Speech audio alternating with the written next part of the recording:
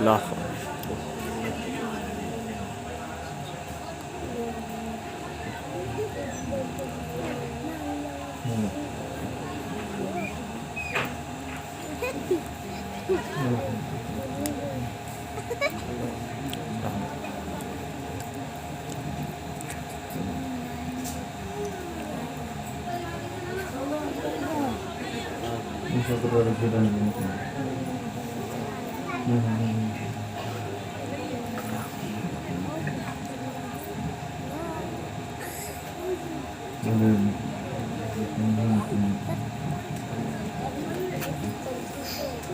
وصلی اللہ تعالی علی خیر خلقہ ونور عرشہ وقاسم رزقہ محمد وآلہ وصحبہ واہل بیتہ واہل شہداء المحبۃ وازواج المطہرین اجمعین برحمتک یا ارحم الراحمین لا الہ الا اللہ محمد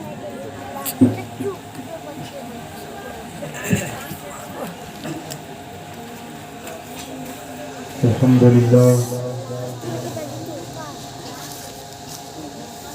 الحمدللہ کفا وسلام علی عبادہ الذین اصطفى اما بعد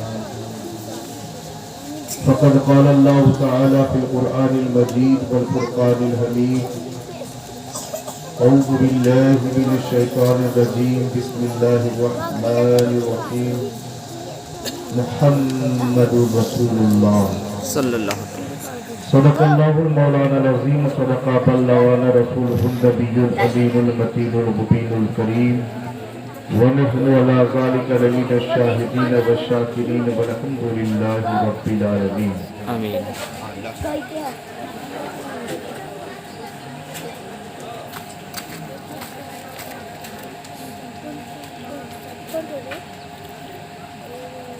آئیے کو سننے اور سنانے سے قبل ہم اور آپ سب مل کر اپنے آقا نامدار مدینے کے تاجدار ہم غریبوں کے غم گسار امین سے بے کساں چار اساز درد منداں شافع روز محشر ساقی حوض کوثر احمد مصطفیٰ محمد مصطفیٰ صلی اللہ علیہ وسلم کی بارگاہ بے کس پناہ میں جھوم جھوم کر درود پاک کی ڈالی نچھاور کریں اور بلند آواز اللہم صلی علی سیدنا نبینا شفیعنا حبیبنا مولانا محمد مادری جود والکرم والی و شعبی بارک سلیم صلاۃ و سلام علیکہ حبیبی یا رسول اللہ صلی اللہ تعالی علیہ وسلم حبیبی یا رسول اللہ صلی اللہ تعالی علیہ وسلم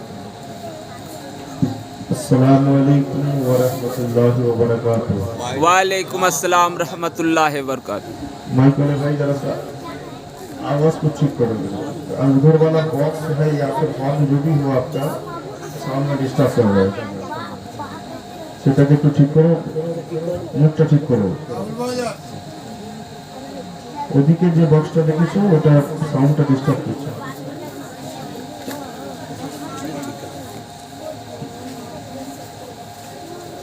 آئیے ایک مرتبہ اور درود پاک کر لیجیے اللہم صلی علی سیدنا نبینا شفیعنا حبیبنا مولانا محمد مادری جود والکرم والی و شعبی بارک سلیم صلاۃ و سلام علیکہ حبیبی یا رسول اللہ صلی اللہ تعالی علیہ وسلم ایک قطع اور حسب فرمائش بنگلہ میں غزل اور اس کے بعد اگر وقت نے گواہ دیا تو سلسلے منصبہ کے پاس شباب تقریر سنا ہے نا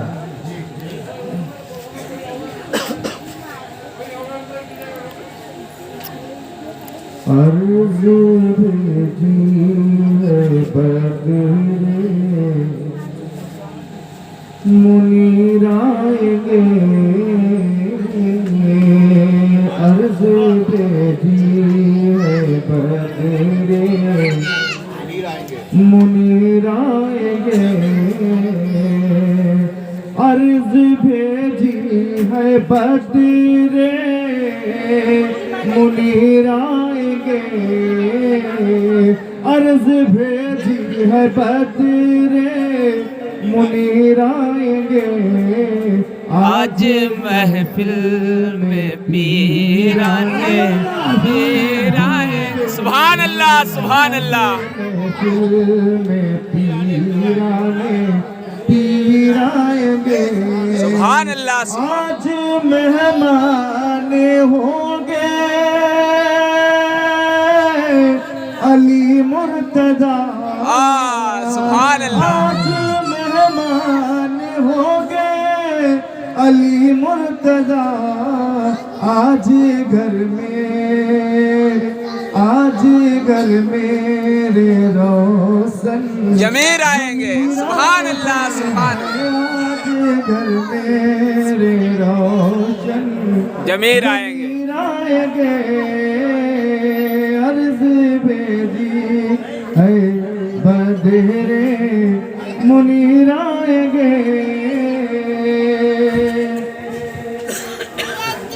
کیا بات ہے بنگلہ میں یہ کچھ لوگوں نے فرمائش ہے کہ کچھ ایسے کچھ مہمان آئے ہیں جو بنگلہ چھوڑ کے اردو سمجھتے نہیں ہیں صرف ان کے لیے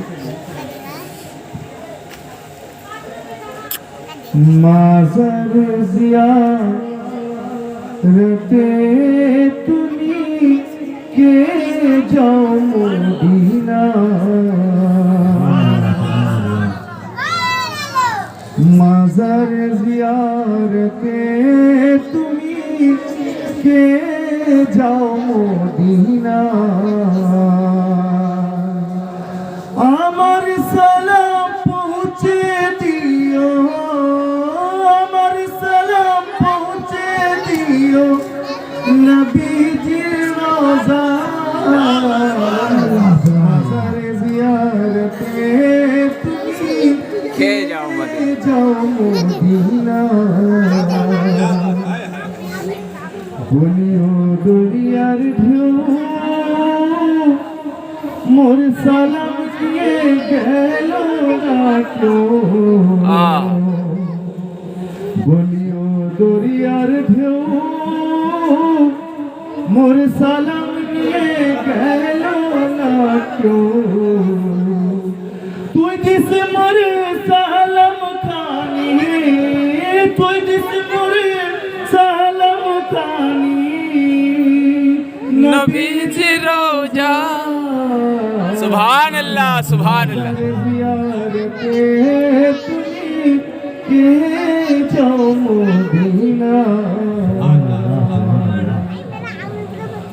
হাজিদের যাত্রা পথে দাঁড়িয়ে আছি সকাল হতে হাজিদের যাত্রা পথে দাঁড়িয়ে আছি সকাল হতে কেঁদে বলি কেউ যদি মোর কেঁদে বলি কেউ যদি মোর সালাম নিয়ে যা سبحان اللہ মাজার জিয়ারতে তুমি কে যাও মদিনা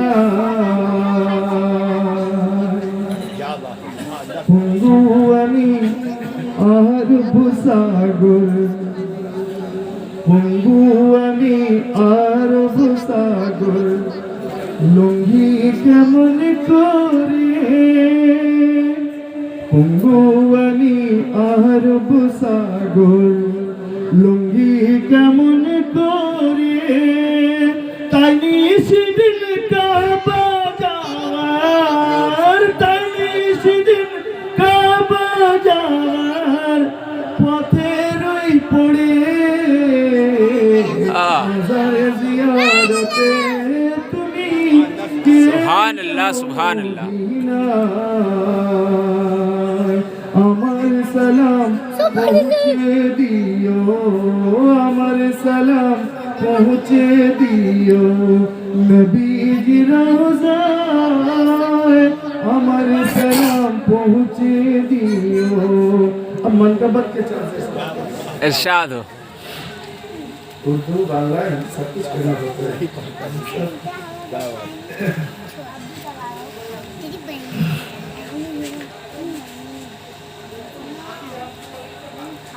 پکارو شاہ جینا کو پکارو سبحان اللہ سبحان اللہ پکارو شاہ جینا کو پکارو بدل جائے گی قسمت بے سہارو پکارو شاہ جیلا کو پکارو شاہ جیلا کو پکارو بدل جائے گی قسمت بے سہارو پکارو شاہ جیلا کو پکارو بدل در ہے تاجدار اولیاء کا یہ در ہے تاجدار اولیاء کا بھکاری بن کے آؤ بھکاری بن کے آؤ تاجدارو پکارو شاہ جیلا کو پکارو بدل جائے گی قسمت بے سہارو شاہ جیلا کو پکارو بدل جائے گی قسمت بے ذرے اونچے بغداد کے ہیں آئے سبحان اللہ یہ ذرے اونچے بغداد کے ہیں کرو سجدے یہاں چاند تارو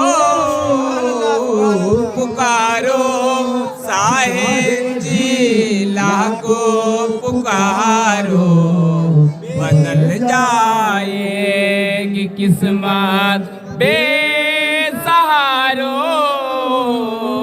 پکارو مریدی لا تخف ہے انہیں کا فرمان سبحان اللہ نہ گھبراؤ نہ گھبراؤ ڈرنے کی کوئی بات نہیں ہے معیار کوئی رہے یا نہ رہے تمہارے لیے کوئی قادر تو ہے پکارو شاہ جیلا کو پکارو مریدی لا تخف ہے انہیں کا فرمان مریدی لا تخف ہے انہیں کا فرمان نہ گھبراؤ ذرا بھی جان سارو پکارو شاہ جیلا کو پکارو بدل جائے گی قسمت بے سہارو پکارو تمہاری پریت ہے میرے ترانہ تمہاری پریت ہے میرے ترانہ میری نیا بھی میرا پار لگاؤ سبحان اللہ سبحان اللہ شاہ جیلا کو پکارو بدل جائے گی قسمت بے سہارو پکارو کرو تم نام میرا کا وظیفہ کرو تم نام میرا کا وظیفہ قرار زندگی ہے بے قرارو پکارو شاہ جیلا کو پکارو بدل جائے گی قسمت بے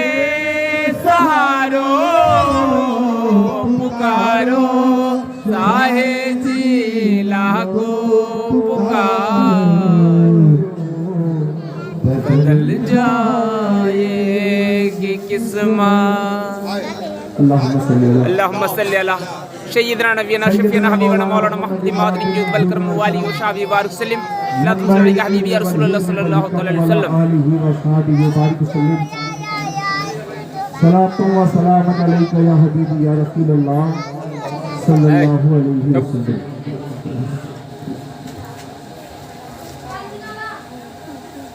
हज़रात, खुतबे मसनूना के बाद हमने कुरान मुक़द्दस की एक ऐसी आयत अपने आज की तकरीर के लिए मौजूए सुखन बनाया जो मोमिनों की जान है, ईमान की पहचान है, इस्लाम की शान है। मुहम्मदुर रसूलुल्लाह सल्लल्लाहु अलैहि वसल्लम, मोहम्मद सल्लल्लाहु अलैहि वसल्लम अल्लाह के रसूल हैं। सुभान अल्लाह। हम जानते हैं, पहचानते हैं, मानते हैं और उन्हीं का जो खाते हैं, इसीलिए उन्हीं का गुण गाते हैं। मेरे सरकार आए, नूर बनकर आए, लबादाए बशरी में आए और आए तो साथ में हिदायत के लिए कुरान लेकर आए। सुभान अल्लाह, सुभान अल्लाह। बेशुमार अंबिया इस खाके दाने गिट्टी में तशरीफ लाए। अब बारहा सुनते हो, कमोबेश 1,24,000 या 2,24,000 अंबिया-ए किराम हमारी हिदायत के लिए हर जमाने में भेजे गए। जब भी कौम को हिदायत देने की जरूरत पड़ी, अल्लाह तबारक ताला ने अपने किसी नबी को भेज दिया। सब के सब अंबिया-ए किराम हैं और सब पर हमारा ईमान। अगर कोई किसी भी एक नबी पर हम ईमान न रखें, नबी ना माने, सुनिएगा, किसी भी एक नबी की नबूवत का इनकार करें तो हम मुसलमान नहीं हो सकते। साफ हो गई। अब इन अंबिया किराम से अल्लाह ने 4 को मुंतखब किया और 4 पर 4 आसमानी किताब का नुज़ूल हुआ। हजरत दाऊद अलैहिस्सलाम पर कौन सी किताब जानते हो? ज़बूर। हजरत दाऊद अलैहिस्सलाम पर ज़बूर नाज़िल। हजरत मूसा अलैहिस्सलाम पर तौरात, इंजील, मूसा अलैहिस्सलाम इंजील, तौरीत नाज़िल, तौरात मूसा। हजरत ईसा अलैहिस्सलाम पर इंजील नाज़िल। और मेरे सरकार सरकार दो आलम सल्लल्लाहु अलैहि वसल्लम पर कुरान नाज़िल हुआ। तमाम आसमानी किताबों में सबसे अफजल किताब कौन है? कुरान। बोलो जी। कुरान शरीफ। कुरान है। तो कुरान तौरीत से अफजल, कुरान ज़बूर से अफजल, कुरान इंजील से अफजल है ना। मगर एक बात इंसाफ से बताइए, कुरान तो कलामुल्लाह है ना।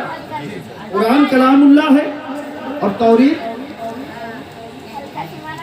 बोलो जल्दी बोलो। कलामुल्लाह। किसका कलाम है? अल्लाह का ही कलाम है। तौरीत ये भी कलामुल्लाह है। ज़बूर कलामुल्लाह, ये भी कलामुल्लाह है। इंजील یہ بھی کلام یہ بھی کلام اللہ ہے.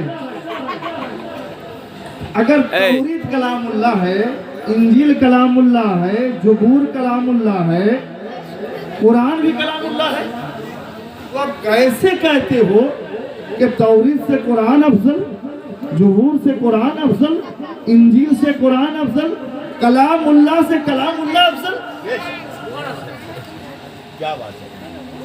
کبھی آپ نے سوچا بھی ہے جب یہ ساری کتابیں جب کلام اللہ ہے تو ان ساری کتابوں میں قرآن کو افضلیت کیوں ہے؟ قرآن کو افضلیت کیوں ہے؟ تورید اتارا گیا کسی ایک زمانے کے لیے، زبور کو اتارا گیا کسی ایک زمانے کے لیے، کسی ایک علاقے کے لیے، کسی ایک قوم کے لیے. انجیل کو اتارا گیا کسی ایک علاقے کے لیے، کسی ایک قوم کے لیے، کسی ایک زمانے کے لیے. لیکن جب قرآن اتر رہا ہے، جب قرآن اتر رہا ہے، نہ صرف عرب والوں کے لیے نہیں، قریشی خاندان کے لیے نہیں، ہاشمی گھرانے کے لیے نہیں، بلکہ قرآن کا جب نزول ہو رہا ہے، قرآن جب اتر رہا ہے تو کسی قبیلے کے لیے نہیں، کسی محلے کے لیے نہیں، کسی جماعت کے لیے نہیں، بلکہ سارے عالم کے لیے قرآن. سبحان اللہ سبحان اللہ. نعرہ تکبیر، نعرہ رسالت، یا رسول اللہ. جشن غوث آدم، جشن غوث آدم، حضور فخر ملت، حضور فخر ملت، نعرہ رسالت. یا رسول اللہ.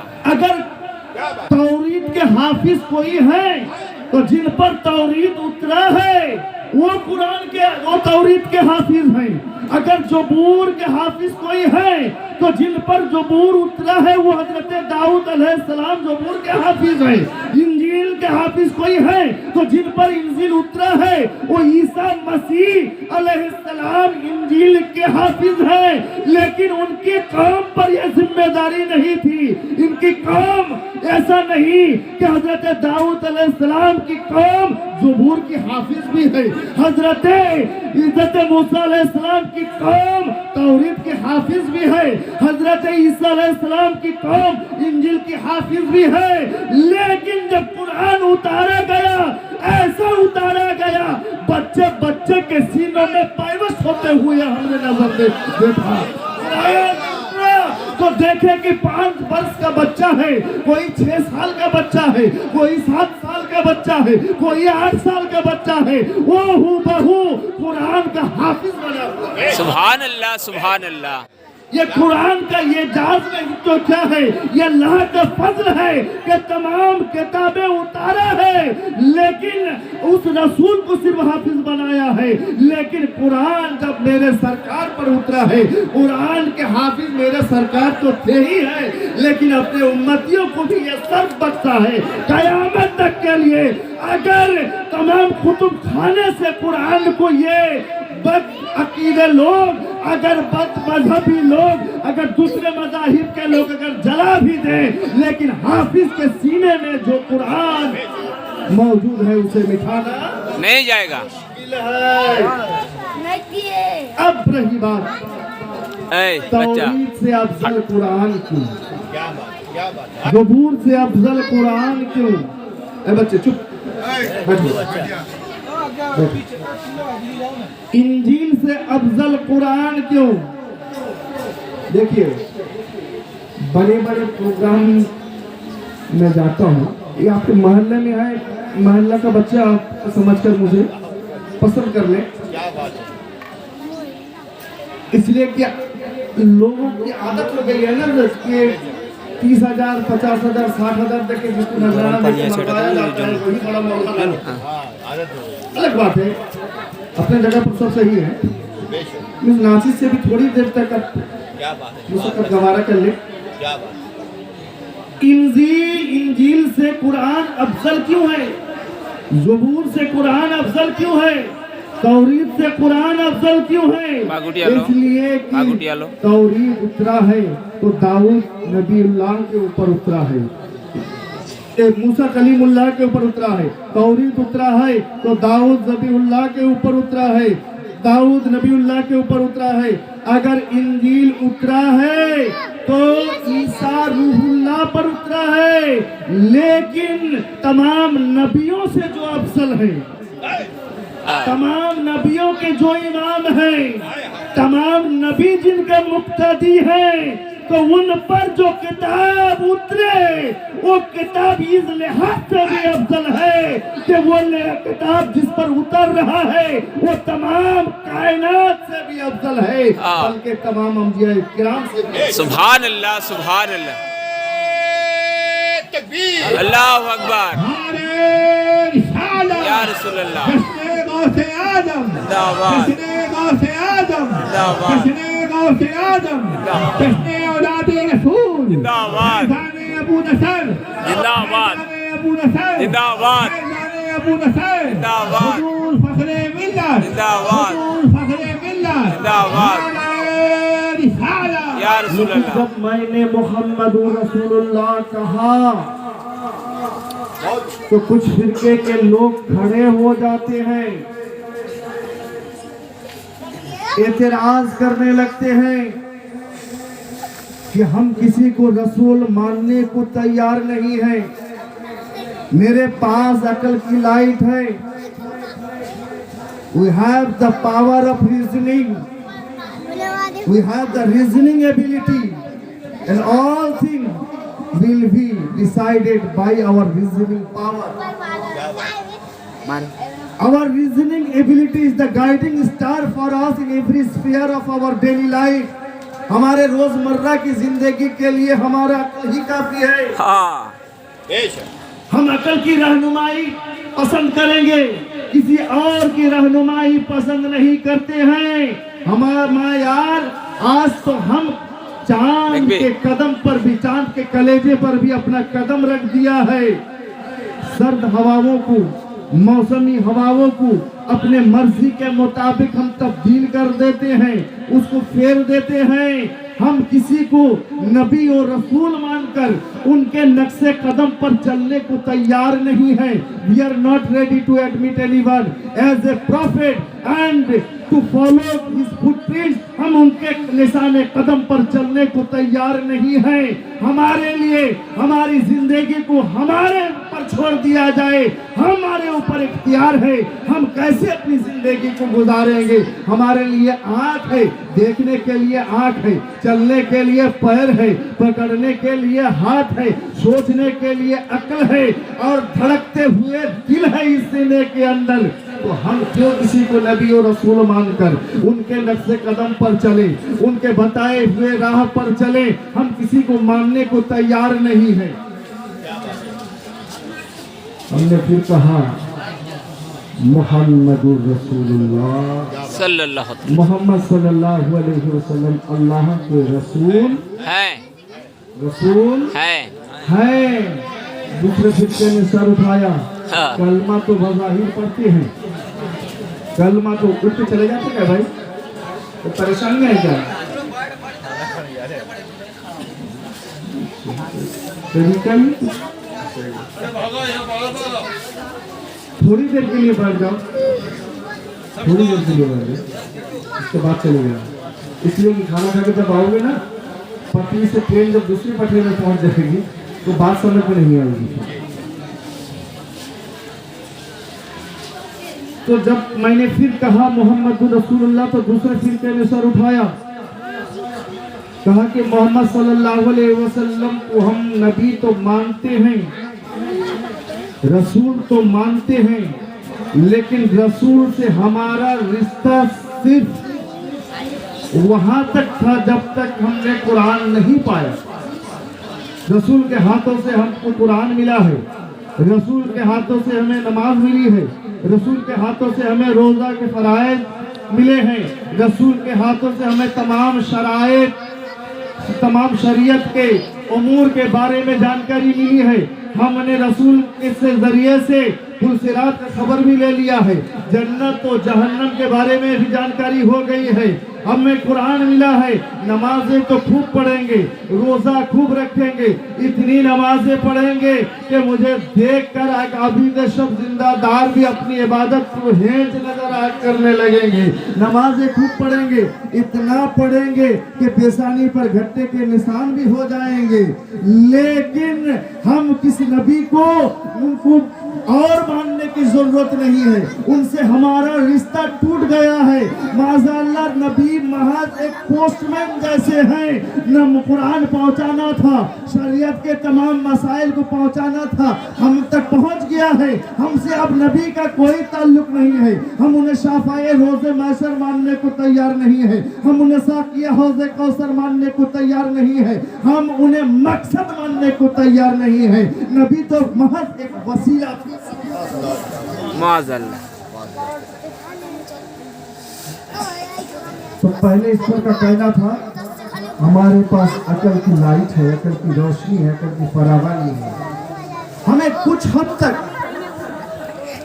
आपके इस बाबू कुरान पर मासी करो नहीं। फख्र तो नहीं है, लेकिन ये एतराफ है, हम मानते हैं कि चांद पर आपने अपने कदम को रखा है, हम मानते हैं जिंदगी के आराम और आराइश के तमाम सामान आपने मुहैया किए हैं, गर्म हवाओं के रूप आपने फेर दिए हैं, लाइफ सपोर्टिंग मेडिसिन देकर आपने मुर्दों को भी कई दिन तक जिंदा रख सकते हैं। लेकिन इसके बावजूद मैं आपसे पूछना चाहता हूं, बच्चे बैठो ना, चुप करो बाबू, এরকম তাকরীর হয় বাচ্চা। ऐसा होगा तुम सलाम सलाम पढ़ देंगे।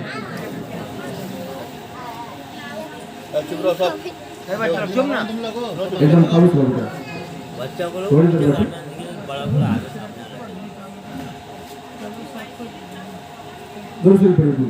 अल्लाहुम्मा सल्ली अला सय्यिदना नबियना शफीना हबीबना मौलाना मुहम्मदिन मादरिन जुद बल करम वाली व शाबी व सल्लम सल्लल्लाहु अलैहि हबीबी या रसूलुल्लाह सल्लल्लाहु तआला अलैहि वसल्लम।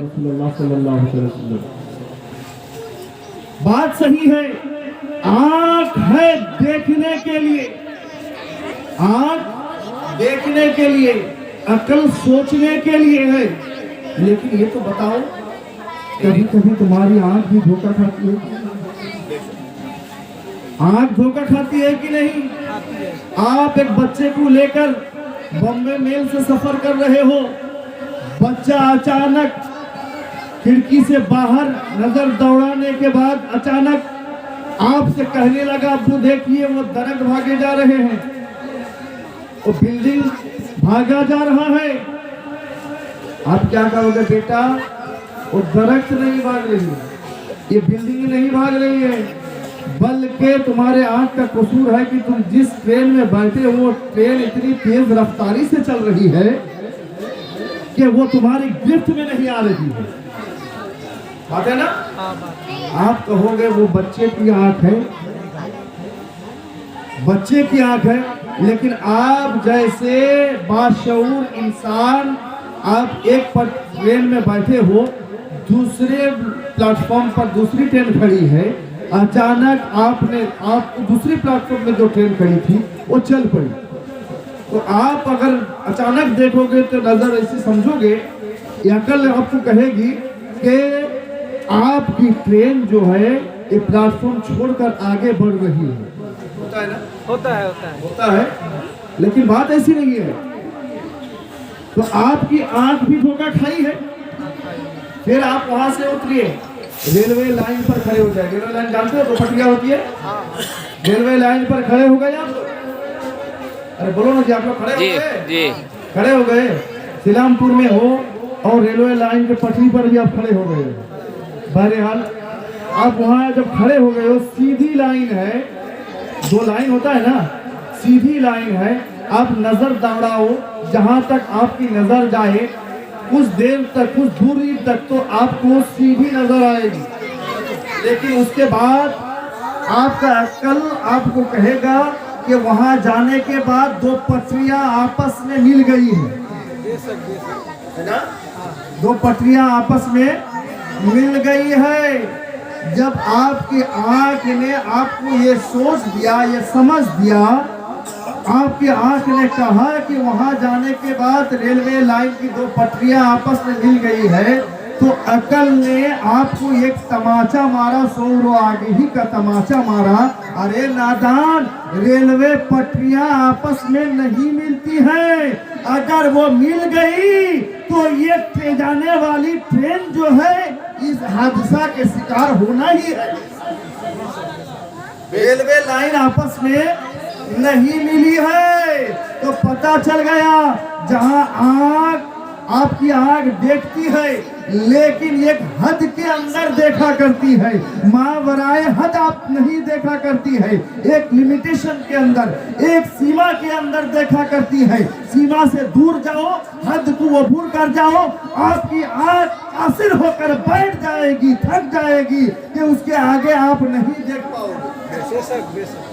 لیکن اس آنکھ کا کیا کہنا ہے جو آنکھ مسجد نبوی میں ہے، خطبہ دیتے دیتے 300 میل کی دوری کو دیکھے اور حضرت ساریہ کے لیے یہ کہے، یا ساریۃ الجبل، یا ساریۃ الجبل، یا ساریۃ الجبل، وہ خلیفہ دوم حضرت عمر فاروق رضی اللہ تعالیٰ عنہ جمعہ کے دن مسجد نبوی میں خطبہ دے رہے ہیں، حضرت ساریہ نہاون میں جنگ کے لیے وہاں گئے ہیں، لشکر کی سپہ سالار بن کے گئے ہیں، حضرت عمر فاروق مسجد نبوی سے 300 میل کی دوری میں حضرت ساریہ کے لیے یہی سے آواز لگا رہے ہیں، یا ساریہ پہاڑ کے کنارے میں ہو جاؤ، یا ساریہ پہاڑ کے کنارہ لے لو، یا ساریہ پہاڑ کے کنارے لے لو۔ انصاف سے بتائیے 300 میل کی دوری میں آپ کی آواز پہنچ سکتی ہے؟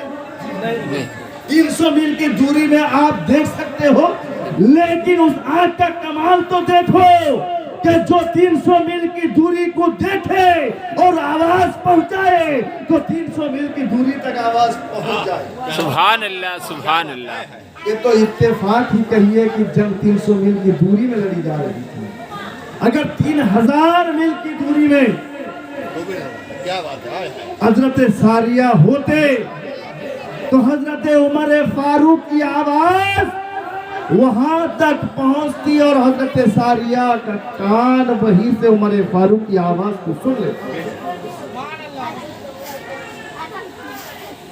تو آپ کی آنکھ ہے دیکھنے کے لیے، لیکن آنکھ بھی دھوکہ کھاتی ہے، جہاں آنکھ دھوکہ کھا جائے وہی عقل رہنمائی کرے، جہاں آنکھ دھوکہ کھا جائے وہی عقل رہنمائی کرے، راستہ دکھائے کہ یہ غلط ہے، یہ صحیح ہے۔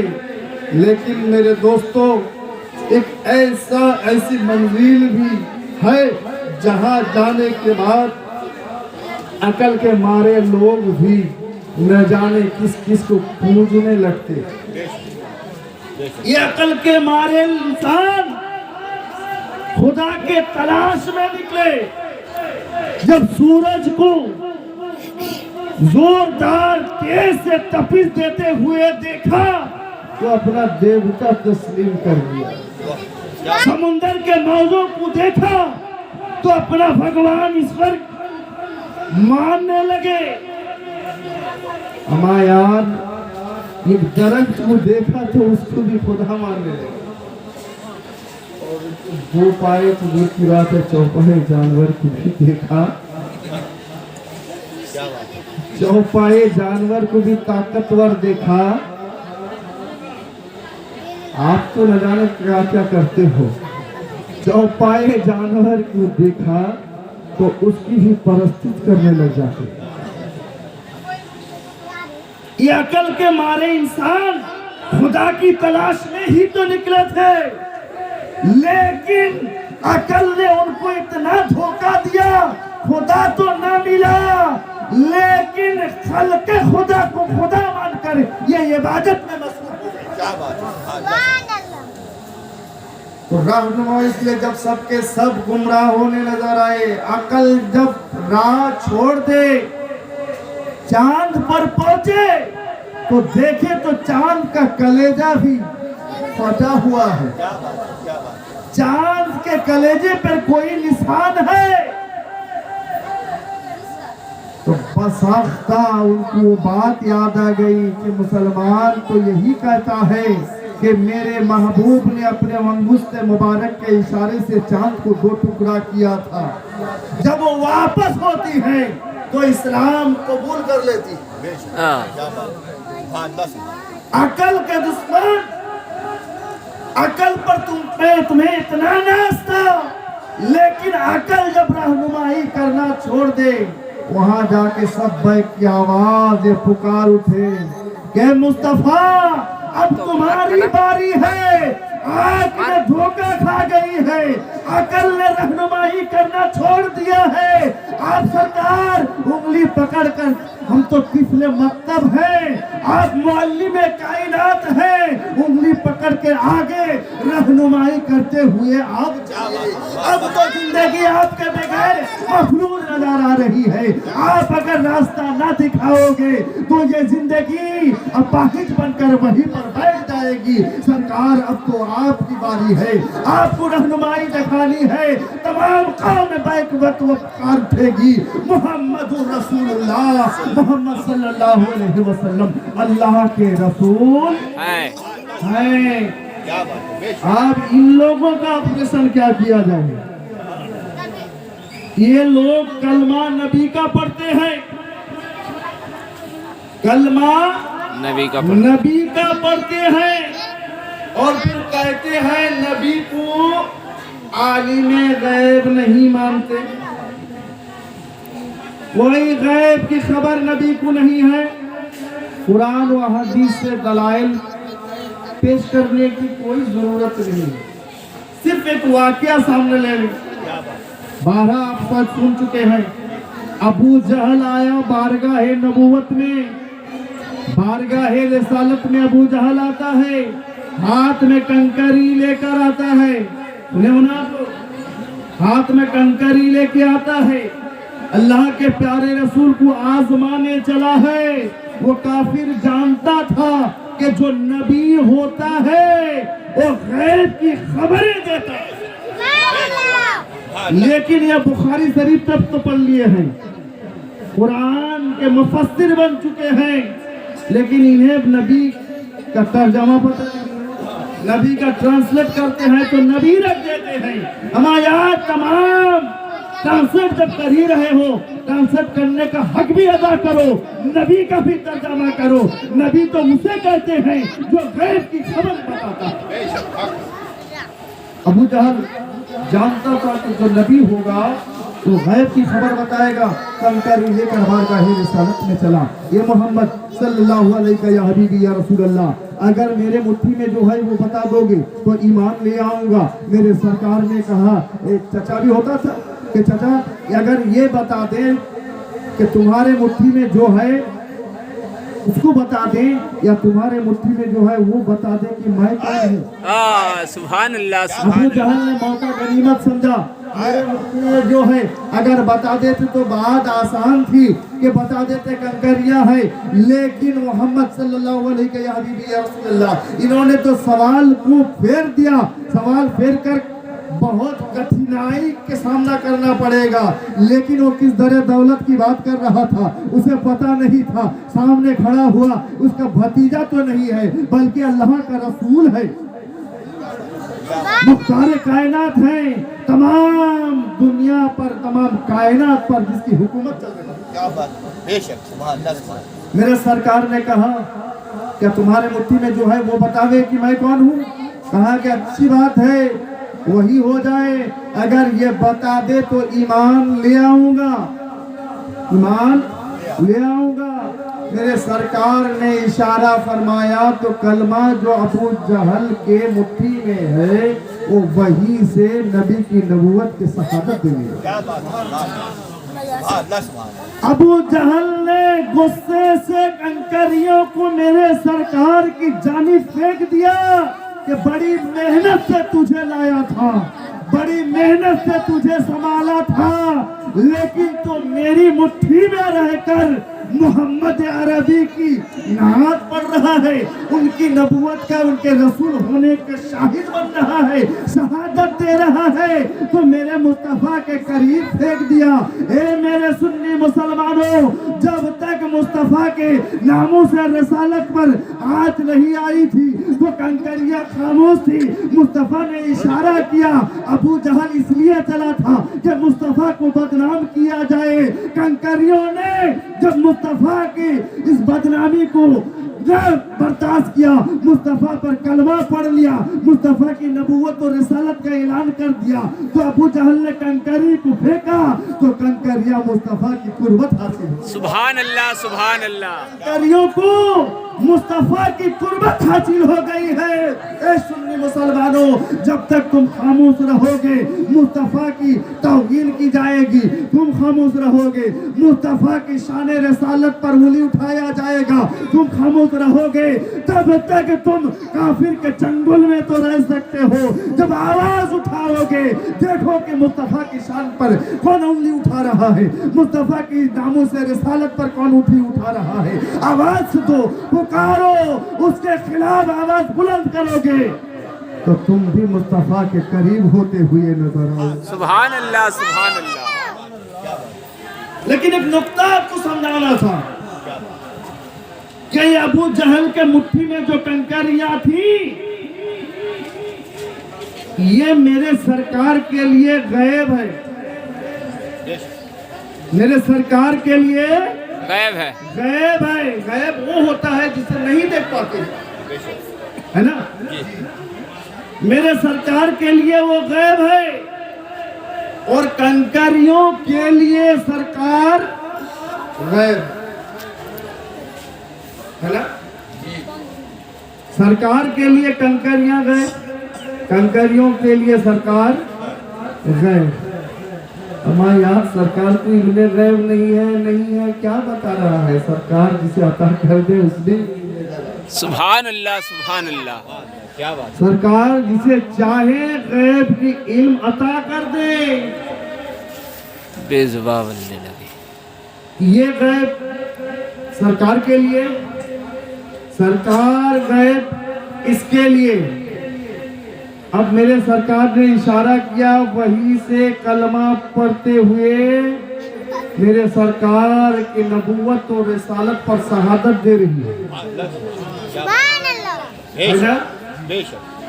तो सरकार ने एक बेजान पत्थर को जबान अता किया। हजरत ईसा अलैहिस्सलाम को ईसा रूहुल्लाह कहते हैं, इसलिए कि हजरत ईसा अलैहिस्सलाम मुर्दे को जिंदा करते थे। हजरत ईसा अलैहिस्सलाम मुर्दा को जिंदा करते थे। जिस्म सलामत है, रूह निकल गई है। जिस्म सलामत है, रूह निकल गई है। इसलिए कि जब तक रूह यहाँ मौजूद हो जिस्म सलामत जिंदा है। रूह निकल जाए, ये हाथ है काम के लिए नहीं, ये पैर है तो काम के लिए नहीं, ये आंख है देखती नहीं, ज़बान है बोलती नहीं, कान है सुनती नहीं।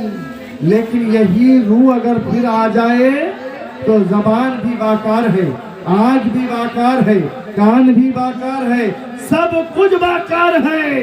यानी रूह से हमारे जिस्म की जिंदगी मुंसलिक है। सुभान अल्लाह, है ना। वाह।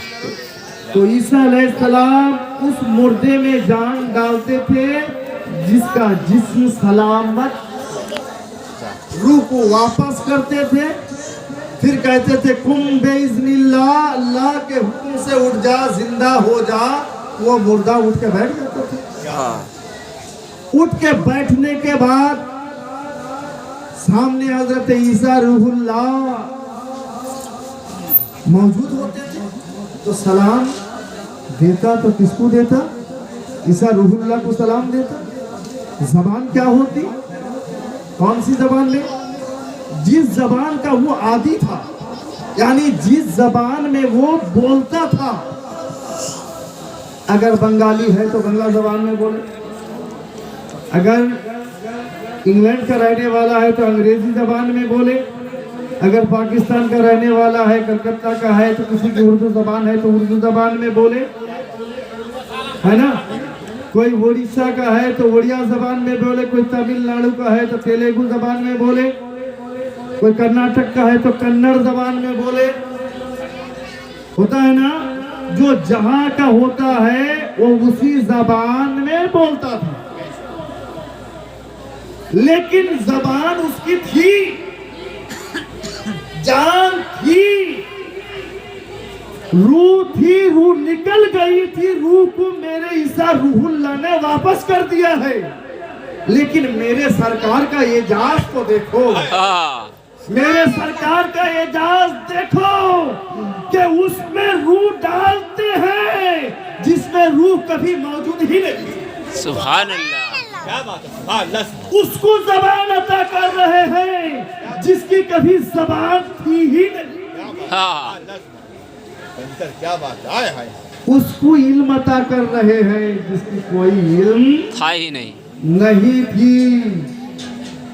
तो मेरे सरकार की इल्म गैब की इससे बढ़कर क्या मिसाल दे? सुभान अल्लाह, सुभान अल्लाह। इससे बढ़कर क्या मिसाल दिया जाए? लेकिन अबू जहल इसके बावजूद भी ईमान नहीं लाया था। फर्क इतना है, अबू जहल जानता था जो नबी होगा वो आलिमे गैब होगा, और ये भी जानते हैं जो नबी होता है वो आलिमे गैब होता है। वो भी नहीं मानता था, ये भी नहीं मानता है। नहीं मानता है। तो अंदर ही अंदर से कुछ कनेक्शन तो है। होगा तभी ना, अंदर ही अंदर से कुछ कनेक्शन है। वो भी वो जादूगर कह के वापस भाग गया था। ये उतना दूर तो कह नहीं पाते हैं, इसलिए बज़ाहिर तो कलमा पढ़ लिए हैं। अब क्या करेंगे? मुनाफिकाना चाल चल रही है। जिस हाथ से कलाम मिला है उसके 10 को ये तैयार नहीं है। अब चलिए ये कहते हैं कि नबी को हम मकसद मानने को तैयार नहीं। नबी को मकसद मानने को तैयार नहीं है। नबी महज एक वसीला है। इसको इस तरह समझिए, मकसद किसको कहते हैं? जहां पर जाना हमको, जहां तक पहुंचना हमको, है ना। मिसाल के तौर पर आपको अजमेर शरीफ जाना है, आप ट्रेन से सफर करते हो या बस से सफर करते हो। अजमेर शरीफ पहुंचने के बाद, आप वहां से ट्रेन से उतरने के बाद आपके दिल में ये लगन होता है कि कितना जल्दी हो सके हम बारगाह गरीब नवाज में पहुंच जाए, है ना। बड़ी तेजी से सरकार गरीब नवाज की बारगाह में हाजिरी के लिए आप पहुंचते हो। हमारे यार, आप कैसे आदमी हो जिस ड्राइवर ने 2 रोज से आपको यहाँ से चल के, सियालदह से चल के आपको अजमेर शरीफ तक पहुंचाया, जिस गार्ड ने आपकी हिफाजत करते हुए सियालदह से या सातरागाछी से आपको अजमेर शरीफ तक पहुंचाया, आप उतर के चलने लगे हो, कभी मुड़कर देखा भी नहीं कि गार्ड साहब आप खैरियत से तो हो, ड्राइवर साहब आप खैरियत से हो। आप देखते हो? बोलो जी, देखते हो? नहीं देखते, नहीं देखते हो। इसलिए कि वो हमारा मकसद नहीं है, हमारा मकसद नहीं है। वो एक महज वसीला था अजमेर शरीफ जाने के लिए। जब मकसद तक हम पहुंच गए, मकसद मिल गया, तो इससे कोई लेना देना नहीं है, इससे हमारा ताल्लुक नहीं है। कतई ताल्लुक कर लिया हमने। होता है ना। लेकिन एक ऐसा वसीला भी है जो इस ट्रेन की तरह नहीं, जो इस गार्ड की तरह नहीं, जो इस ड्राइवर की तरह नहीं। एक ऐसा वसीला भी होता है। मिसाल के तौर पर मदरसा में हिफ्ज के लिए किसी बच्चे को उसके गार्जियन ने वहां पर दाखिला करवा दिया, वहाँ जाने के बाद सदर मुदर्रिसीन से कहा कि हुजूर इस बच्चे को हाफिज बनाना है। छोड़ के चला, ठीक है।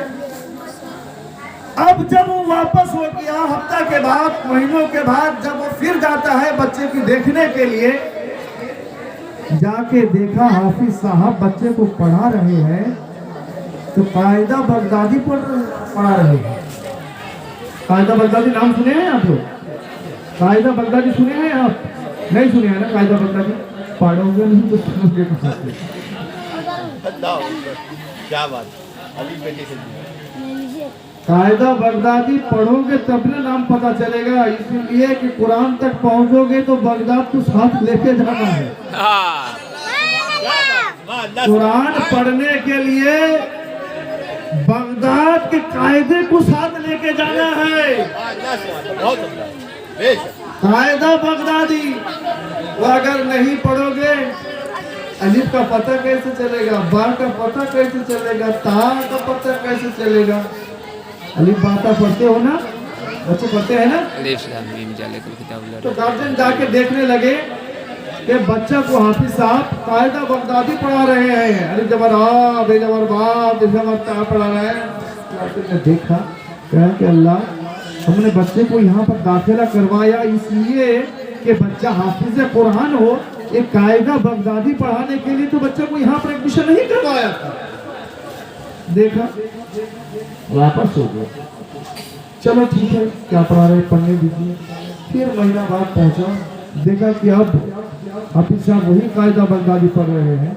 हुरूफ से मिलना, एक हुरूफ तहज्जी है, अलीफ बा ता, हुरूफ तहज्जी है, ये अलग अलग हुरूफ जो है ये आपस में मिलने कैसे मिले ये पढ़ा रहे हैं। बे जबर अब, बे ते जबर बत पढ़ाते हैं ना। बच्चा जो मदरसा में गया है उसे मालूम है कैसे पढ़ाया जाता है। पहले अलीफ बा ता, ये अक्षर कहते हो ना, तो अक्षर से कहना, थोड़ा बांग्ला में कहते हैं इसलिए कि आपके लिए कुछ भारी हो जा रहा है। अक्षर पढ़ाने के बाद, आपकी जबान में पढ़ाते हैं, अक्षर पढ़ाने के बाद उसके बाद जोड़ा कैसे जाता है उसको पढ़ाते हैं। अलिफ बे जबर अब, बे जबर बब, बे ते जबर बत, अलिफ जीम जबर अज, अलिफ दाल जबर अद, ऐसे पढ़ाते हैं ना बच्चे को, पढ़ाते हैं। अब गार्जियन से रहा नहीं गया, ये हाफिज साहब आप, मैंने बच्चे को दाखिला इसलिए करवाया था कि वो हाफिज कुरान बने। मैं पहली मर्तबा आया तो अब कायदा बगदादी पढ़ा रहे हो, अब दूसरी मर्तबा फिर आया तो देखा कि कायदा बगदादी नहीं बच्चा है, इसलिए तो हमने दाखिला नहीं करवाया। हाफिज साहब बड़े ही संजीदगी से समझाने लगे, देखिए अगर बच्चा कायदा बगदादी ना पढ़ेगा, कायदा बगदादी ना पढ़ेगा तो ये कुरान तक पहुंचेगा कैसे? कुरान तक पहुंचने के लिए कायदा बगदादी जो है ये वसीला।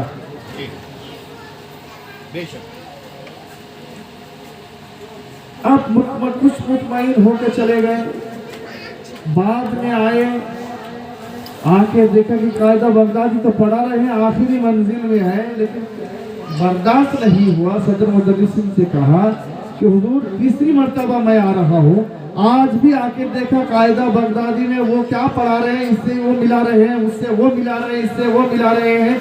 ये दूसरी मर्तबा जब मैंने आया तो कहा कि ये मिला के नहीं पढ़ेंगे तो कुरान नहीं पढ़ पाएगा। बाहर की अच्छी बात है, उन्होंने भी समझाया कि ये नहीं पढ़ेगा, हरफ तहज्जी अगर ना समझेगा, हरफ तहज्जी को आपस में मिलकर कैसे पढ़ा जाए वो अगर ना समझेगा तो कुरान नहीं पढ़ पाएगा। तो गार्जियन कहने लगे अच्छी बात है, यही तक इसे महदूद रखना, कुरान में आ नहीं पाए, कायदा बगदादी को कायदा बगदादी के हद तक रखना। कायदा बगदादी को वसीला है ना, वसीला यहीं पर छोड़ देना, कुरान में कायदा बगदादी ना पावे। सदर मुदर्रिसीन ने कहा कायदा बगदादी कुरान में तो हर जगह पर मौजूद है, अगर कायदा बगदादी को अलग कर दिया जाए तो कुरान ना पढ़ पाएगा ना कुरान हिफ्ज़ कर।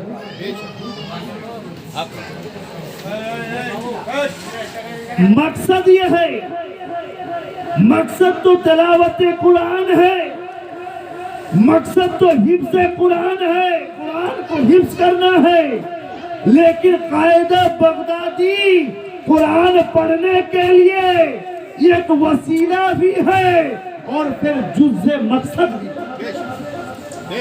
मकसद का हिस्सा भी है। अगर ये हिस्से को बात दे दो तो कुरान नहीं पढ़ पाओगे। उसको आपने बात दे दिया, गार्ड साहब को छोड़ दिया, ट्रेन को छोड़ दिया, लेकिन इसके बावजूद अब ख्वाजा गरीब नवाज के बारगाह तक पहुंच गए कोई बिना किसी रुकावट के, है ना। लेकिन कायदा बगदादी को आप अपने उसके प्लेटफॉर्म पर अगर छोड़ दोगे तो कुरान के प्लेटफॉर्म तक नहीं पहुंच पाओगे। तो कुरान मकसद है और कायदा बगदादी जो है वसीला भी है कुरान तक पहुंचने के लिए, और कुरान में भी है यानी मकसद का हिस्सा, यानी जुज़्ज़े मकसद भी है। अब कहते हो रसूल वसीला है महज, मकसद नहीं है। कहते हैं ना रसूल से हमारा कोई रिश्ता नहीं है, माज़ाअल्लाह वो तो मर के मट्टी में मिल गए हैं। कहता है ना जी, ये उसका कोई वनस्पति डालडा टाइप नबी होगा जो मर के मिट्टी में मिल जाता है। मेरे सरकार फरमाते हैं, हदीस कुदसी है, इन्नल्लाह हर्रमा अलल अर्दे अन ताकुला अजसादल अंबियाए फनबियुल्लाह हय्युन युरज़क़ु। मेरे सरकार फरमाते हैं, रब का फरमान है, अल्लाह ने हराम कर दिया है जमीन पर कि वो अंबियाए किराम के जिस्म को खाए। क्या बात, फनबियुल्लाह हय्युन, और अल्लाह के जो नबी हैं, अंबियाए किराम जो होते हैं वो जिंदा है, बल्कि उन्हें रिज़्क़ भी मिलता है। इसीलिए तो मेराज में जब मेरे सरकार गए थे, जब हजरत मूसा अलैहिस्सलाम के कब्र के करीब से गुजरने लगे, आप फरमाते हैं मरर तो बेकब्र मूसा व हुआ युसल्ली फी कब्रिही, कि जब मैं मेराज की शब मूसा अलैहिस्सलाम के कब्र के करीब से गुजरा तो मूसा अलैहिस्सलाम को इस हालत में पाया कि वो नमाज की हालत में थे। सलात के दो माना होता है, नमाज भी होता है, दरूद भी होता है, होता है ना, नमाज भी होता है, दरूद भी होता है। ये हो सकता है कि मेरे सरकार की आमद हो रही है, इसलिए हजरत मूसा अलैहिस्सलाम अपने कब्र में खड़े होकर सलात पढ़ रहे थे, गोया कि मेरे सरकार पर दरूद पढ़ते। सुभान अल्लाह, सुभान अल्लाह। और वहाँ मस्जिद अक्सा में जब गए मेरे सरकार पहुँचे, तमाम अंबियाए किराम वहाँ हाजिर है, मौजूद थे। वही मूसा अलैहिस्सलाम जो अपनी तुरबत में थे वो भी वहाँ हाजिर हैं। हजरत ईसा अलैहिस्सलाम वो भी वहाँ हाजिर हैं। कमोबेश 1,24,000 अंबियाए किराम वहाँ हाजिर हैं। इमामत किसके जिम्मे है? इमामत किसके जिम्मे है? ये हजरत आदम, आप तो अबुल बशर हो, सबके बाप हो, तो इमामत आप ही कर दो। आप कहेंगे, हजरत आदम कहेंगे कि मेरी तकलीफ भी हुई है, किसी और के सकते हैं। ये मूसा अलैहिस्सलाम आप तो कलीमुल्लाह हो, इमामत आप करो। हजरत मूसा अलैहिस्सलाम कहेंगे ये झलक ही तो था तूर पर, गस खा गए एक झलक के लिए। उनके सामने इमामत। ईसा अलैहिस्सलाम आप तो मुर्दा को जिंदा कर देते हो, आप इमामत करो। हजरत ईसा अलैहिस्सलाम कहेंगे मुझे तो नाज इस बात पर है, हम तो यही चाहते थे कि मुझे नबी ना बनाकर उस आखिरी पैगंबर जिनका नाम अर्श से कुर्सी पर है, जन्नत के सजर के हर पत्ते पर जिनका नाम है, खुदा ने जिनके नाम को कभी भी अपने नाम से जुदा नहीं किया है, उस इमाम मोहम्मद सल्लल्लाहु अलैहि वसल्लम की इमामत में आज नमाज पढ़ने के लिए तो हाजिर है। सुभान अल्लाह, सुभान अल्लाह। मगर इंसाफ से बताइए तमाम अंबिया किराम जब वहां पहुंचे,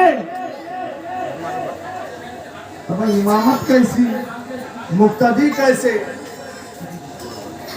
इमामत कैसी, मुक्तदी कैसे, तब वो हदीस कुदसी रहनुमाई फरमाती है, इन्नल्लाह हर्रम अलल अर्द अन ताकुला सारिल अंबिया। ये अंबिया किराम अपने अपने कब्रों पर जिंदा है। हम सब तमाम अंबिया किराम को मानते हैं, लेकिन मेरे सरकार सबसे अफजल है।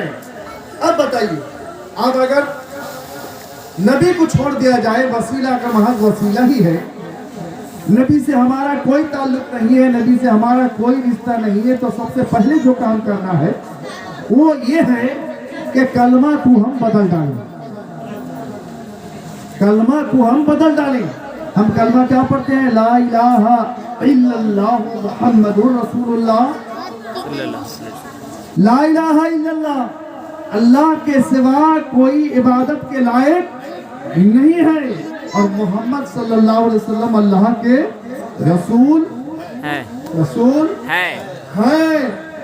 है तो प्रेजेंट के लिए कहा जाता है तो प्रेजेंट के लिए कहा जाता है। लेकिन अगर माजी थे, अगर कोई रिश्ता हमारा बरकरार नहीं है, वो अगर मकसद नहीं है, उनसे हमारा रिश्ता टूट गया है, उनसे जो मिलना था वो हमें मिल गया है, अब उनसे कोई सरोकार अगर नहीं है, तो सबसे पहले तुम्हें हम ये दावा करते हैं कि सबसे पहले अपना कलमा बदल डालो। काना लगा दो, काना मोहम्मद रसूलुल्लाह, मोहम्मद सल्लल्लाहु के रसूल थे कह दो। जिस दिन कहोगे उसी दिन मानेंगे कि तुम हिम्मत रखते है ना। जिस दिन कहोगे उसी दिन मानेंगे कि तुम हिम्मत रखते हो। इसलिए कि पहले कलमा बदलो, फिर नबी से अदावत करना। जिनका खाते हो उन्हीं पर गुर्राते हो। है मुनकर अजब खाने गुर्राने वाले, तेरा खाए तेरे गुलामों से उलझे, तेरा खाए तेरे गुलामों से उलझे, तेरा खाए तेरे गुलामों से उलझे, है मुनकर अजब खाने गुर्राने वाले। उन्हीं का खाते हैं और उन्हीं के गुलामों के साथ झगड़ते हैं। हमारे यार पहले तो कलमा बदलो, तब समझेंगे कि नबी हमारे लिए नबी वसीला भी है, हमारे लिए नबी मकसद भी है, जुज़े मकसद भी है और मकसद भी है। जुज़े मकसद का हिस्सा भी है और मकसद भी है। मकसद माने गोल, लक्ष्य, एम, टारगेट है ना। हम तो दम तब लेते हैं जब तक टारगेट में पहुंचते हैं, है ना। और टारगेट में पहुंचने से पहले जो बैठ गया उसको कुछ मिलेगा? नहीं मिलेगा। अगर कुछ लेना है तो टारगेट तक पहुंचना ही है, चाहे वसीला कुछ भी हो। तो नबी अगर तुम्हारे लिए महज वसीला, समझिएगा, नबी अगर तुम्हारे लिए महज वसीला है तो सबसे पहले कलमा बदलो, सबसे पहले कलमा बदलो। फिर कुरान में मेरे रब का फरमान है, क़द जाअकुम मिनल्लाहि नूरुन व किताबुम मुबीन। बेशक अल्लाह की जानिब से एक नूर आया और एक मुबीन यानी बहुत साफ किताब, चमकदार किताब, वजाहत वाली किताब। तो कुरान, ये अल्लाह कुरान को भेजना था तो रसूल को भेजने की क्या जरूरत? लेकिन कुरान के साथ मेरे सरकार को रब भेज रहा है, इसलिए कुरान तो भेज रहे हैं। कुरान मिला भी तो है रसूल के जरिए। कुरान अगर मिला है तो रसूल के जरिए, قرآن کے پاروں پاروں میں اگر نعت سمایا ہے تو میرے سرکار کی، بے شک اور قرآن کو اگر صحیح معنوں میں سمجھنا ہے تو سرکار کے نور کی روشنی میں سمجھنا ہے۔ اگر نور مصطفیٰ نہ ہو تو قرآن ہمارے لیے وہ ہے جو لوگوں کو گمراہی میں بھی مبتلا کرے۔ یضل بہ کثیرا ویہدی بہ کثیرا، یہ قرآن وہ ہے جو کچھ لوگوں کے لیے کو گمراہیت میں بھیج دیتی ہے، یعنی وہ اس کو پڑھ کے کچھ لوگ گمراہ ہو جائیں گے، کچھ لوگ قرآن پڑھیں گے پھر گمراہ ہو جائیں گے، اور کچھ لوگ پڑھیں گے تو شفا ملے گا، ہدایت پائیں گے۔ قرآن وہ بھی پڑھتے ہیں، قرآن ہم بھی پڑھتے ہیں، فرق تو اتنا ہے کہ وہ نور مصطفیٰ کے بغیر پڑھتے ہیں، ہم پڑھتے ہیں تو کرن تو لیتے ہیں نور مصطفیٰ سے، تو ہمارے لیے قرآن ہدایت ہے اور ان کے لیے قرآن گمراہیت کی سبب ہے۔ نعرہ تکبیر، اللہ اکبر، نعرہ رسالت، یا رسول اللہ، غوث اعظم، زندہ آباد، اولاد رسول، زندہ آباد، حضور سید شاہ عبد النصر صاحب قبلہ، زندہ آباد، حضور سید شاہ ابو در صاحب قبلہ، فیضان ابو نصر۔ سید نہیں، کچھ اور لوگ ہوتے ہیں جو سید کہنے سے فخر محسوس کرتے ہیں، لیکن ہم تو سیدوں کے غلام ہیں، انہیں کے برکہ کھاتے ہیں، انہیں کے برکہ پیتے ہیں، ٹھیک ہے؟ جن کو ضرورت ہوتی ہے وہ سید کا نعرہ لگا سنتے رہیں، بھولے نہ سمائیں، جی، لیکن ہم تو اس باپ کے بیٹے ہیں جو رسول پاک صلی اللہ علیہ وسلم کے ارد گرد بیٹھے رہتے تھے۔ کیا بات ہے، اصحاب صفہ کا چبوترا آج بھی موجود ہے، اصحاب صفہ کا چبوترا آج بھی موجود ہے، میرے سرکار کے روضے کے قریب موجود ہے، اور اس اصحاب صفہ میں چمکتے ہوئے ایک ستارے کا نام حضرت عبداللہ ابن مسعود تھا۔ سبحان اللہ، سبحان اللہ، وہ عبداللہ ابن مسعود، میں فخر سے نہیں کہتا، شوخی سے نہیں کہہ رہا ہوں، بلکہ اللہ کی نعمت کا شکرانہ ادا کر رہا ہوں۔ وہ عبداللہ ابن مسعود جن کے مسلک پر امام اعظم ابو حنیفہ بھی تھے۔ سبحان اللہ، تو اللہ کے پیارے رسول اگر محض وسیلہ ہوتے تو نماز میں رسول کو بات دے دو، ہے نا؟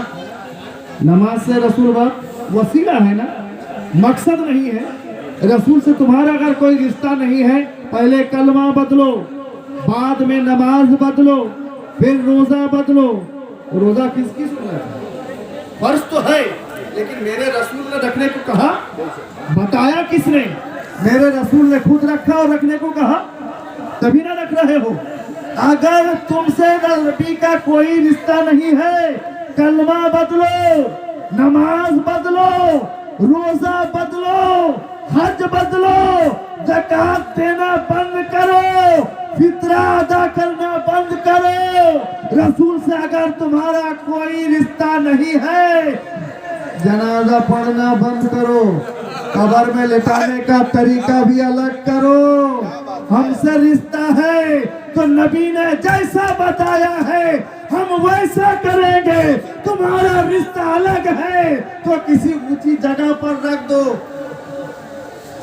رکھتے ہیں نا کچھ لوگ، مجوسی لوگ تو اوپر ہی رکھ دیتے ہیں، ہے نا؟ یا نظر آتش کر دو، نظر آتش کر دو،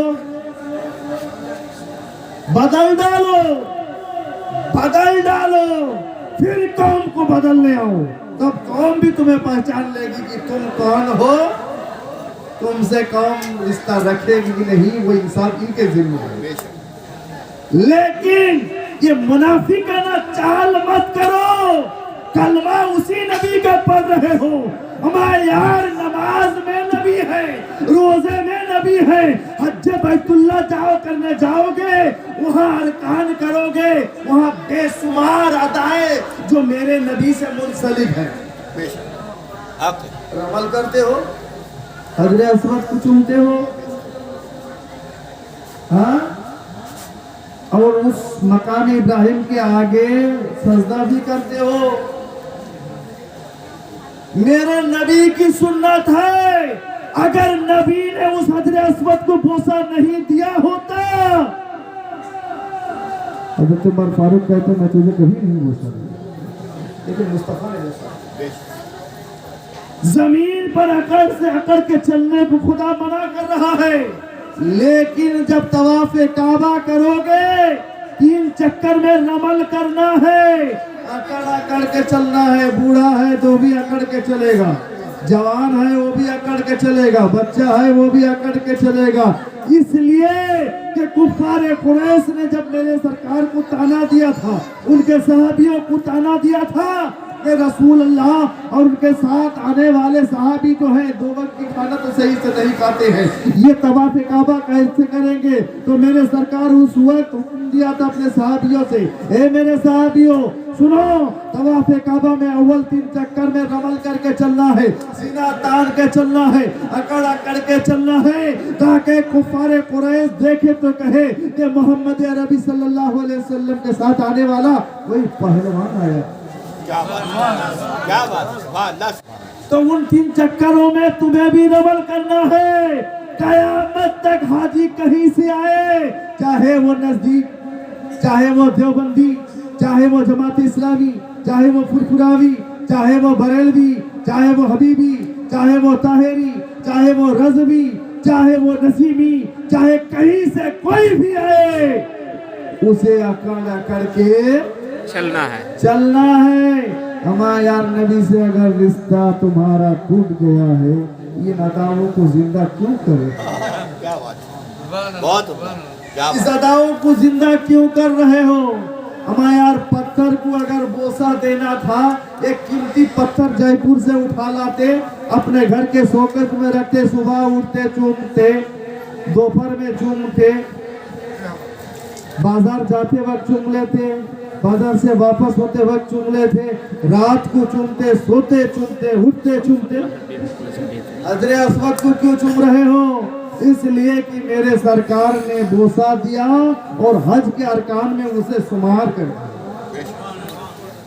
तुम अगर रसूल से अलग होना चाहते हो, रसूल से तुम्हारा रिश्ता अगर बाकी नहीं है, माज़अल्लाह नबी अगर महज वसीला है, मकसद नहीं है, तो हज करो, किसी और तरीके से करो।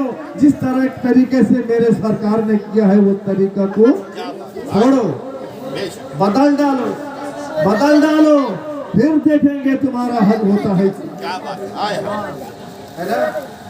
हम गुनहगार उम्मती, हमारी तकलीफ हुई है तो रसूल के साथ दुनिया में आए हैं तो मुअज्जिन ने अजान दे दिया और कहा सुनो, तुम जहां पर आए हो यहाँ भी रसूल की हुकूमत है, रसूल की हुक्मरानी चल रही है। अजान दिया, जब तक रहे नमाज पढ़े तो दरूद रसूल पर, खड़े हुए तो सलाम रसूल पर, रोजा रखे तो रसूल के उस अदा को याद करते रहे। अगर हज बैतुल्लाह पे गए, रसूल के बताए हुए बातों पर अमल करते रहे। मत सुनो, हज बैतुल्लाह में अगर किसी को कुछ पढ़ना आवे तो पढ़े, अगर कुछ पढ़ना ना आवे सिर्फ चंद अदाओं को जिंदा रखे और मेरे सरकार पर दरूद पढ़ता चले। सुभान अल्लाह, सुभान अल्लाह। मेरे सरकार पर दरूद पढ़ते चले। हज बैतुल्लाह करके हाजी वापस हो रहे हैं। आप उन्हें सवाल कीजिए, आप हज बैतुल्लाह से वापस हो रहे हो, आपका हज मकबूल भी है? आप वहाँ जाओगे, जाने के बाद हाथ पैर चुमवाओगे। हिंदुस्तान में से गए हो, हिंदुस्तान से अब में वापस होगे, हाजी साहब अलहाज साहब बन के जाओगे, हाथ पैर चुमवाने लगोगे। कभी तुम्हारा हज भी अल्लाह के बारगाह में मकबूलियत का सनद हासिल किया है? बोलो जी, कोई गारंटी है? गारंटी है ना? कोई गारंटी नहीं है। नमाज पढ़ पढ़ के घट्टा लगा दिए हो। बोलो तुम्हारी नमाज बारगाह इलाही में कबूल हुई है, इसकी कोई सनद नहीं। हाँ सनद है, गारंटी दिखा सकते हो? नहीं। हज करोगे इतना पैसा खर्च के, लेकिन कोई गारंटी नहीं है, कोई गारंटी नहीं है। लेकिन मेरे सरकार अपने गुंबद से आवाज लगा रहे हैं, गुंबद खदरा से आवाज आ रही है, मन ज़ारा कब्री वजबत लहू शफाती। ये मेरा उम्मती घबरा क्यों रहा है, क्यों परेशान हो रहा है? जिसने मेरे रोज़ा मुक़द्दस की ज़ियारत की है, उसके लिए कल कैदान मैदान क़यामत में उसकी शफाअत मुझ पर वाजिब है। सुभान अल्लाह, सुभान अल्लाह। और फिर मेरे सरकार फरमाते हैं, माँ बैना बैती वो मिंबरी रौज़तुम मिन रियाज़िल जन्ना। रियाज़िल जन्ना तो आज भी है वहाँ। मिंबर और मेरे सरकार के मज़ार के दरमियानी जो हिस्सा है उसे रियाज़ुल जन्ना कहते हैं। तो जन्नत भी यही है। मेरे सरकार बुला बुला के जन्नत दे रहे हैं और गारंटी दे रहे हैं। मेरे मज़ार कहते ना, हज करने जाओगे, काबा शरीफ जाओगे, हज कर लोगे, वापस हो जाओगे, रोज़ा रसूल को ज़ियारत करने की क्या ज़रूरत है? वहाँ जाने की क्या ज़रूरत है? हमारा यार अकल का कहता, यहाँ तो कोई गारंटी नहीं है, यहाँ तो कोई गारंटी नहीं है।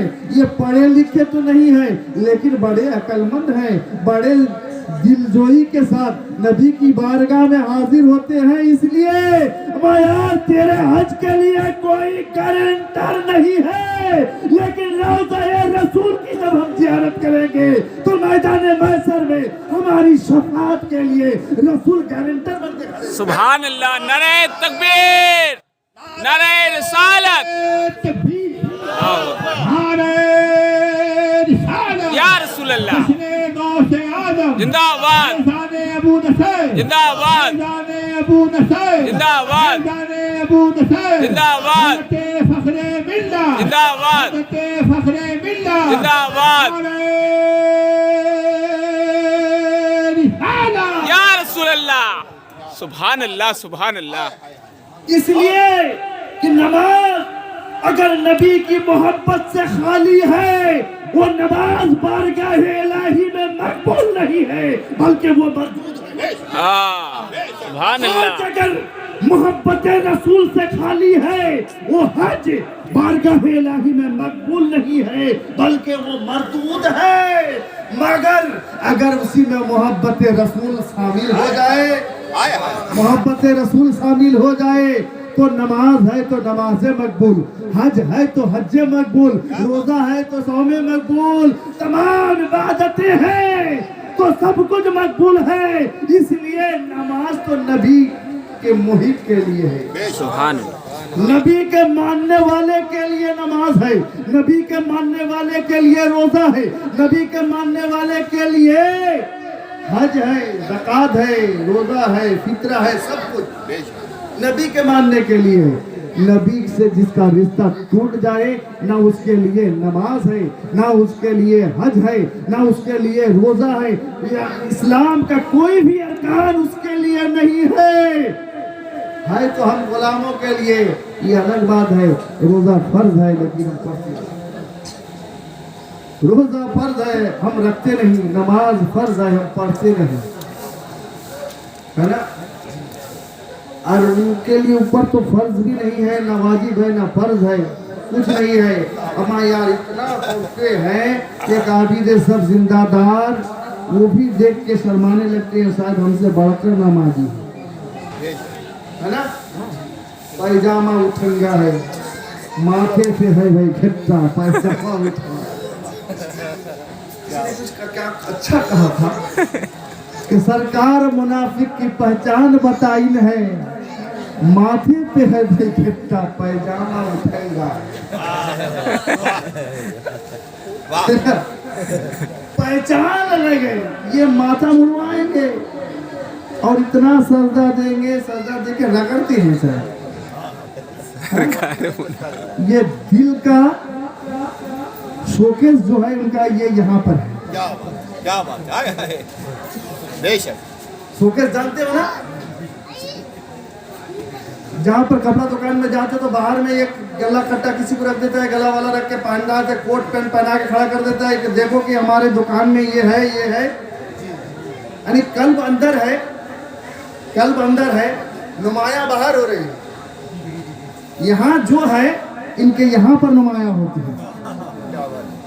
इसका कलर जैसा है, यहाँ का कलर भी वैसा ही है। हमारा रिश्ता नबी से टूटा नहीं है, इसलिए नमाज में अगर नबी है तो नबी महज वसीला कैसे, रोजे में अगर नबी है तो नबी महज वसीला कैसे, अगर हज में नबी है तो नबी के बगैर अगर हज नहीं होता है तो नबी महज वसीला कैसे। मैं जब तक रहेंगे नबी के सदके में रहेंगे। और सुनो, हमारी रूह से रिश्ता यहाँ पर बजाय टूट जाए, वहाँ पहुँचेंगे, वहाँ जाने के बाद जब कब्र में उतार के आएंगे, नबी से अगर रिश्ता हमारा ना रहे तो नबी के बारे में पूछताछ की कोई जरूरत नहीं। बोलो जी, जिससे रिश्ता नहीं है उसके बारे में पूछने से क्या फायदा। ये मुनकिर नकीर एक ही सवाल करना, इसलिए कि रब से रिश्ता है, इस्लाम से रिश्ता है, नबी से रिश्ता नहीं है, तो दो ही सवाल होना चाहिए। तब मन रब्बों का पूछ लेते, सवाल का जवाब दे देता रब्बी अल्लाह, छोड़ दो। फिर सवाल करते हो माँ दीनों का, तुम्हारा धर्म क्या, व्हाट इज योर रिलीजियन। अब जो वो इस्लाम कह देता है अब तो छोड़ दो, नबी से तो रसीला थे, नबी से रिश्ता खत्म हो गया, तो तीसरा सवाल क्यों कर रहे हो। पर मुनकिर नकीर ये बता रहे हैं, हमारे यार नबी तेरे लिए वसीला तो थे, आज पता चल जाएगा हर दौर में, हर मंजिल में नबी से रिश्ता बरकरार रहने में कामयाब। सुभान अल्लाह, सुभान अल्लाह। आज पता चलेगा इनको पहचानने पर या न पहचानने पर। माँ कुंता तकूलो शान हज़रत रसूल, या क्या कहते हो नहीं। अब तो उस वक्त उस आलम में तो देखने का तो हाँ इनको अल्लाह के नबी कहते थे, डर तो सब कुछ करता है भाई, मजबूरी में सब करता है। एक इनके आलिम है, किसी मस्जिद में रख दिया, तो ये अपने उस्ताद के पास गए कि क्या करेंगे वहाँ पर भी यानी कि मुस्तफ़ा जाने रहमत जाने की सलाम अलैहि भी पढ़ना पड़ता, मुस्तफ़ा जाने रहमत सलाम नहीं, और नहीं पढ़ेंगे नौकरी चली जाएगी। अरे पढ़ ले, नौकरी बचा लो, यानी पैसा हो, और हंसी में कहते ना पैसा हो चाहे जैसा हो, लंगड़ा हो भूखा हो चाहे, इनका भी वही है, पैसा हो चाहे जैसा हो। जो यहाँ कहते हैं कि शिर्क है, पैसा कमाने के लिए वो भी कर लो। हमारे यार रसूल से मोहब्बत अगर होती तो मजबूर नहीं बल्कि मसरूर होके तुम पढ़ लेते, क्या बात है, मसरूर होके पढ़ लेते, खुशी खुशी पढ़ लेते। वहाँ कब्र में जब उतारने के बाद तीसरा सवाल होता, माँ कुंता तकूलो, बोलो जब इस्लामपुर में गए थे, झोली बड़ा बड़ा बैग लेकर, लोटा लेकर, है ना, अकेले नहीं साथ में और भी किसी को लेकर, कभी 7 दिन के लिए, कभी 3 दिन के लिए, छोटा चिल्ला बड़ा चिल्ला 40 दिन के लिए गए थे। तुम इनके बारे में क्या कहा करते थे, तुम इनके बारे में क्या कहा करते थे। ये तो वही कहेंगे इन्हें महज वसीला जानते थे, इनसे हमारा रिश्ता टूट गया जानते थे, आलिम गैब नहीं मानते थे, शाफ़िई रोज़े महशर नहीं मानते थे, शाफ़िई रोज़े कौसर नहीं मानते थे। जो कहते थे वही ना कहेंगे। हमारा यार कोई आला हजरत का दीवाना होगा, कोई ताहिर मिल्लत का दीवाना होगा, कोई नसर मिल्लत का दीवाना होगा, वो तो कहेगा कि मुस्तफ़ा जाने रहमत पे लाखों सलाम, शमे बज़्म हिदायत पे लाखों सलाम, और कोई नबूवत पे रोशन दरूद, गुले बागे रिसालत पे लाखों सलाम। जब कहेंगे फरिश्ते क्या सवाल करते हो, किससे सवाल करते हो। हमारा यार जिंदगी में तो यही उम्मीद लेकर जी रहे थे, कभी बज़ाहिर नहीं तो ख्वाब ही में आ जाते। आज तो पैकरे मुस्तफ़ा تمام نورانیت کے ساتھ میرے سامنے ہے. اب یار سوال کرنا بند کرو, پہلے نبی کی بارگاہ میں سلام کرو. نعرہ تکبیر، نعرہ رسالت، جشن غوث اعظم، زندہ باد، فیضان نصر ملت، زندہ باد، فیضان نصر ملت، زندہ باد. اب منکر نکر کہیں گے, کیا سوال کریں گے, ایسے سوجا جیسے دلہن سویا کرتی, کیا بات ہے. ایسے سوجا جیسے دلہن سویا کرتی ہے, کہ پھر کب زیارت ہوگی میدان محشر میں, کب بلاوا ہو, عزرائیل علیہ السلام کب سر پھونکیں گے, پھر اٹھنا ہے نا. اٹھیں گے وہاں پر ضرورت سب کی پڑے گی, بھاگے دوڑیں گے. آپ 12 سنتے ہو, حضرت آدم علیہ السلام کے پاس جائیں, آپ سب کے تو باپ ہو, سب کے باپ ہو نا, باپ ہو, ذرا رحم بھی تو کرو. آپ کہیں گے یہ ضرور ہے, بھاگ کہیں, ارے بھاگ, باپ بھگا دے رہے ہو. حضرت شیش علیہ السلام, آپ تو ہندوستان ہی میں ہو, ہم ہندی مسلمان ہیں, آپ تو رحم کرو. جانتے ہو شیش علیہ السلام مزار کہاں پر ہے؟ پنجاب میں. کیا بات. آپ تو ہندوستان میں ہو اور ہم ہندی مسلمان ہیں, ذرا تو مدد کر دیجئے. رب باری تعالیٰ قہار بن کر بیٹھا ہے, آج ججمنٹ کا ترازو لے کر بیٹھا ہے, آج کسی کو چھوڑے گا نہیں, اور پل صراط پار ہونا ہے. اس لئے تو نیچے کیا ہے, جہنم ہے. اب تو جب یہ صفات کروا دیں اسی طرح بات, اذهبوا الى غیری, اذهبوا الى غیری, سب کے سب جب بھگا دیں گے, عیسیٰ علیہ السلام بھی بھگا دیں گے. اس وقت وہی کملی والا, وہی کملی والا جو آیا تو امتی کا درد سینے میں لے کر آیا, غار میں دیکھا تو امتی کے لیے روتے ہوئے دیکھا. وہی کملی والا جب رات تک رہا, امتی کا درد دل میں رکھا, اور میدان محشر میں جب امتیوں کو بھاگتے ہوئے دیکھا تو کہا کہاں بھاگ رہا ہے, آ جا ادھر, اے میری امتی آ جا, انا لہا, صفات کے لیے میں تو ادھر تو انا لہا, صفات میں کروں گا, آ جا لواء الحمد کے نیچے, آ جا لواء الحمد کے نیچے, آ جا. نبی لے کر چلیں گے, بارگاہ الہی میں پہنچیں گے. پہنچنے کے بعد سر کو سجدے میں رکھیں گے, رب کی بارگاہ میں صدا لگائیں گے, یہ ضرور رب حبلی امتی, رب حبلی امتی. اے مولا میری گنہگار امتیوں کو بخشش کر, اللہ میری گنہگار امتیوں کو بخش دے. رب کہے گا اتنی امتیوں کو, مولا حبیب تمہاری اتنی امتیوں کو بخش دیا, سر مبارک نہیں اٹھا رہے. اے اللہ تو نے فرمایا ہے وَلَا سَوْفَ يُؤْتِيكَ رَبُّكَ فَتَرْضَىٰ, اے محبوب ان قریب آپ کو اتنا دیں گے کہ آپ راضی ہو جاؤ گے. اے مولا آج تو مرضی مصطفیٰ تو چاہتا ہے, جب تک نہ مصطفیٰ راضی ہو جائے تب تک صفات کرواتا جا, سبحان اللہ, سبحان اللہ. جا. اس لیے کہ آج بخشش اگر موقوف ہے تو مرضی مصطفیٰ پر, اور مصطفیٰ کے بارے میں خدا فرماتا ہے لقد من اللہ المؤمنین, بھول گئے نبی کو حریص بتا رہا ہے. وہ نبی چاہتے ہیں کہ امتی کا ہر بچہ جنت میں جائے. جب تک نہ تمام امتیوں کو خدا بخش دیتا ہے تب تک مصطفیٰ سر مبارک کو سجدے سے نہیں اٹھاتے ہیں. اچھا بولو, رشتہ اگر ٹوٹ گیا, میدان محشر میں رسول پاک صلی اللہ علیہ وسلم کے پاس جانے کی کوئی ضرورت ہے؟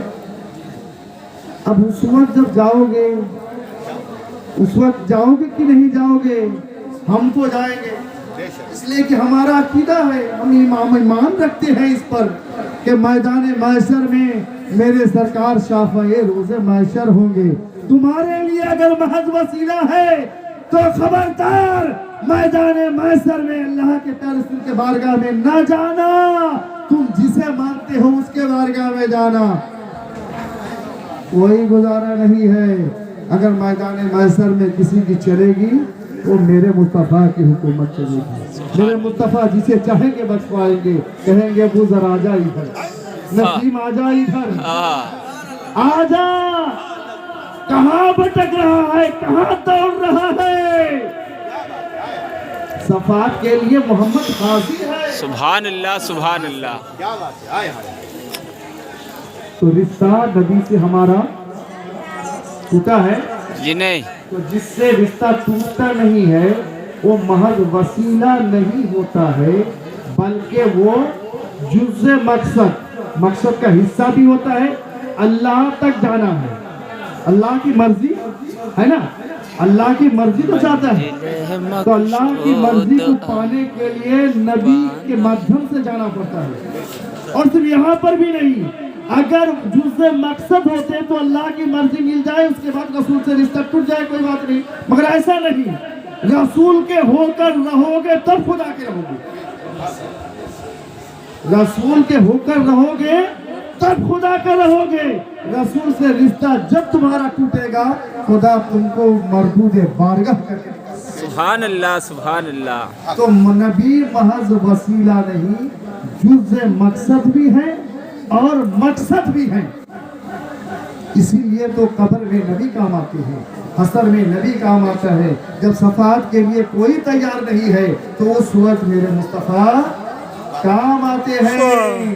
ساری انسانیت اس میدان محشر میں پکار اٹھے گی محمد رسول اللہ رسول اللہ، جیسے محمد صلی اللہ علیہ وسلم اللہ کے رسول ہے، یہ محمد سے وفا سونے تو ہم تیرے ہیں، یہ جہاں چیز ہے کیا لوح و قلم تیرے ہیں، پھول کی پتی سے کر سکتا ہے ہیرے کا جگر، مرد ناداں پر